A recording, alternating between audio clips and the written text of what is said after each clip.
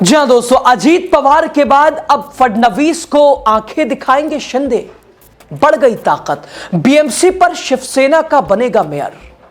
तो दोस्तों, क्या अब अजीत पवार के ना होने से महायुति में एकनाथ शिंदे की ताकत में इजाफा होगा? क्या एकनाथ शिंदे ना सिर्फ बीजेपी की राज्य इकाई बल्कि दिल्ली को भी आसानी से आंख दिखा पाएंगे? हालांकि एकनाथ शिंदे तस्वीरों में गमगीन दिखे हैं, लेकिन अजीत के जाने से जो स्थिति बनी है उसका फायदा एकनाथ शिंदे को होगा। और अब जो दोस्तों स्थिति बन रही है उससे लग रहा है कि बीएमसी में मेयर पद पर एकनाथ शिंदे अपनी पार्टी को विराजमान करा सकते हैं। कैसे, आपको बताएंगे। नमस्कार, आप द राजनीति का विशेष सेगमेंट देख रहे हैं। मैं हूं आपके साथ यासूब रजा। दोस्तों, एनसीपी अध्यक्ष और महाराष्ट्र के उप मुख्यमंत्री अजीत पवार की प्लेन क्रैश में मौत हो गई। अजीत पवार के अचानक निधन से सीएम देवेंद्र फडणवीस ने एक करीबी दोस्त और एक अहम सहयोगी को अपने खो दिया। इस चौंकाने वाले घटनाक्रम का असर सत्ताधारी महायुति गठबंधन के साथ साथ एनसीपी के दोनों गुटों पर भी पड़ने वाला है। सीएम फडणवीस हमेशा अजीत पवार पर भरोसा करते थे, विश्वास करते थे। अजीत पवार के कारण ही फडणवीस दूसरे उप मुख्यमंत्री एकनाथ शिंदे को काबू में रखते थे, जो एक सख्त मोल भाव करने वाले माने जाते हैं। दोस्तों, इस तरह अजीत पवार के असमय निधन से फडणवीस और बीजेपी अब शिंदे के खिलाफ थोड़ा कमजोर हो सकते हैं। सूत्रों ने बताया कि इससे एनसीपी के दोनों गुटों, जिसमें शरद पवार के नेतृत्व वाला एनसीपी एसपी वो भी शामिल है, और उसके साथ आने की संभावना फिर से बढ़ सकती है, यानी एनसीपी एसपी और एनसीपी एक साथ, जिससे राज्य की राजनीति में बीजेपी की बादशाहत को भी झटका लग सकता है। 23 नवंबर 2019 का दृश्य, जब राजभवन में सुबह सुबह एक समारोह में फडणवीस और अजीत पवार ने शपथ ली थी, वो महाराष्ट्र में कई लोगों के दिमाग में अभी भी ताजा है, घूम रहा होगा। हालांकि इसके तुरंत बाद शरद पवार अजीत पवार को महाविकास अघाड़ी गठबंधन में वापस लाने में कामयाब रहे। इसके बाद शिवसेना प्रमुख उद्धव ठाकरे के नेतृत्व में सरकार बनाई।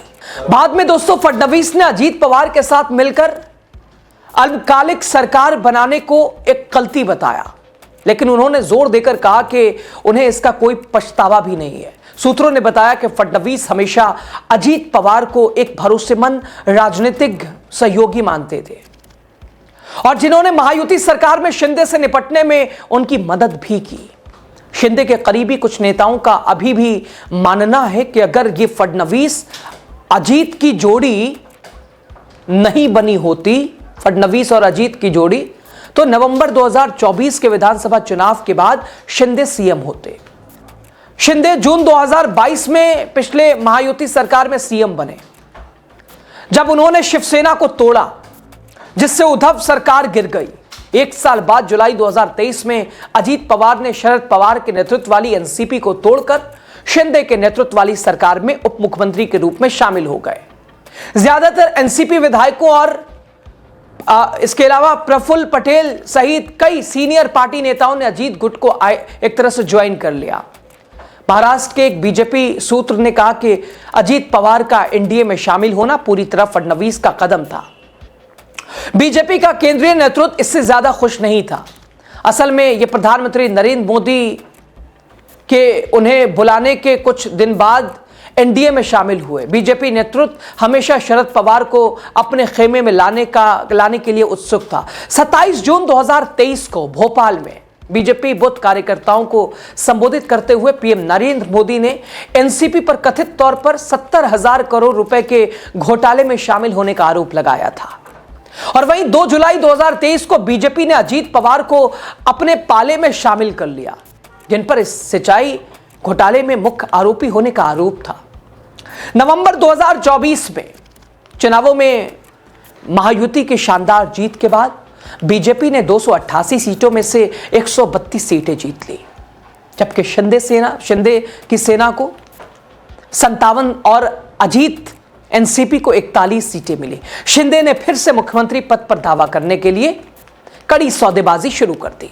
हालांकि अजीत की मदद से फडणवीस ने इसे नाकाम कर दिया। दोस्तों, चुनाव में एनसीपी शरद पवार का एक तरह से उसे बड़ा झटका लगा, क्योंकि जिन 87 सीटों पर चुनाव लड़ी थी उनमें से केवल 10 में से जीत पाई। इसके बाद दोनों गुट करीब आने लगे और हाल के नगर निकाय चुनाव में हाथ मिलाने का उनका कदम नाकाम रहा। हालांकि हाल में ही एक इंटरव्यू में अजीत ने फिर से विलय के बारे में भी बात की। अजीत पवार ने इस महीने की शुरुआत में एनडीटीवी से बात करते हुए कहा था कि दोनों पार्टियों के कार्यकर्ता एकजुट होना चाहते हैं। दोनों एनसीपी अब साथ है। हमारे परिवार में सभी तनाव खत्म हो गया है। अजीत पवार की मौत ने अब एनसीपी के लिए एक बड़ा सवालिया निशान खड़ा कर दिया है। सूत्रों ने कहा, महाराष्ट्र की राजनीति में हमेशा से कोई ना कोई पवार रहा है। अब 2 संभावनाएं हैं। पूरा परिवार एक साथ आ सकता है। अजीत के प्लेन क्रैश से पहले वो लगभग साथ आ ही गए थे। लोकल बॉडी चुनावों में दोनों एनसीपी लगभग खत्म हो गई थी।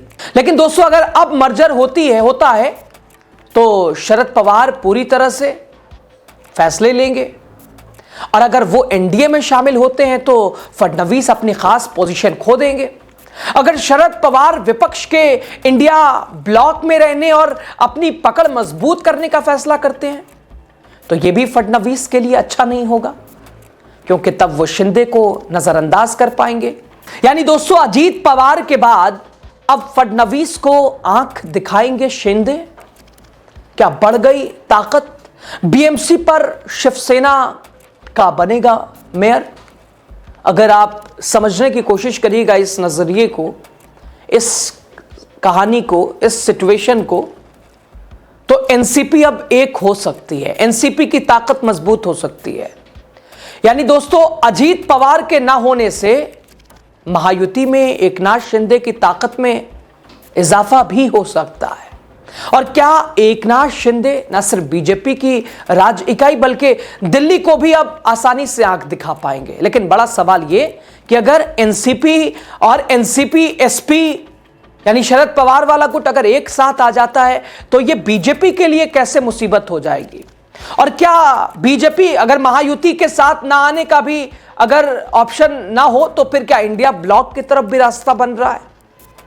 यानी गेंद अब अजीत पवार के बाद शरद पवार के खेमे में है, शरद पवार के हाथ में है। अब कैसे वो उसे आगे बढ़ाएंगे ये उन पे ही डिपेंड करता है। लेकिन हर तरह से बीजेपी के लिए, महायुति के लिए, देवेंद्र फडणवीस के लिए, एकनाथ शिंदे के लिए सिरदर्द बनेगा। आने वाला समय भारी होगा। अभी अजीत पवार के असमय निधन ने भी कई सवाल खड़े कर दिए। लगातार पश्चिम बंगाल के मुख्यमंत्री से लेकर आप देखें तो जम्मू कश्मीर के मुख्यमंत्री उमर अब्दुल्ला, इसके अलावा ममता बनर्जी, उधर पप्पू यादव, लालू प्रसाद यादव, अखिलेश यादव, सभी ने उच्च स्तरीय जांच की मांग की है। आखिर इस हादसे के पीछे की वजह क्या रही? बताइए, आपको क्या लगता है? आपकी राय क्या है? एक कमेंट ज़रूर करके हमें भी आप सजेस्ट कीजिए। लास्ट तक आप बने रहे, आपका बहुत शुक्रिया। चैनल को सब्सक्राइब कीजिए, पेज को शेयर कीजिए आप।